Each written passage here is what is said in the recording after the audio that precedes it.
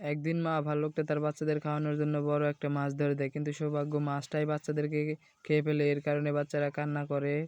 এরপর মা ভাল্লুকটা বাচ্চাদেরকে খাওয়াতে খাওয়াতে অনেক ফুলিয়ে ফেলে। তারপর বাচ্চারা আবার কান্না শুরু করে। পরের দিন বাচ্চারা মধু খেতে চায়, মা বাচ্চাদেরকে মধুটা পেড়ে দেয়।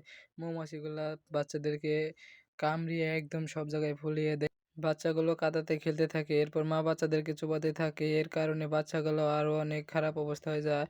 একটা বানরের সাথে অনেক হাসি খুশি থাকছে। এরপর মা ভাল্লুকটা তার বাচ্চাদের খুশি করার জন্য মুচকি হাসি দেয়। মুচকি হাসি দেওয়ার কারণে ভয় পেয়ে এখান থেকে পালাতে শুরু করে দেয়। এরপর নেকড়ের বাচ্চার সাথে লড়াই শুরু করে দেয়, কিন্তু সেখানে নেকড়ের মা চলে আসে। বাচ্চাগুলো দেখে অনেক ভয়। শয়তান নেকড়েটা বাচ্চাদেরকে খেতে যায়। এরপরই মা ভাল্লুকটা চলে আসে। বাচ্চাদের দেখার পর শয়তান নেকড়েটা পালিয়ে যায়। বাচ্চাগুলো অনেক খুশি হয়ে মাকে জীবনে প্রথমবারের মতো জড়িয়ে দেয়। একদিন এই হাঁসটা ঘুমন্ত কুমিরের ডিম চুরি করে নিজের টুপি দিয়ে ঢেকে রাখে। তার তিন ভাতিজাকে বোকা বানানোর জন্য গাছের পিছনে লুকিয়ে পড়ে। তার তিন ভাতিজা এসে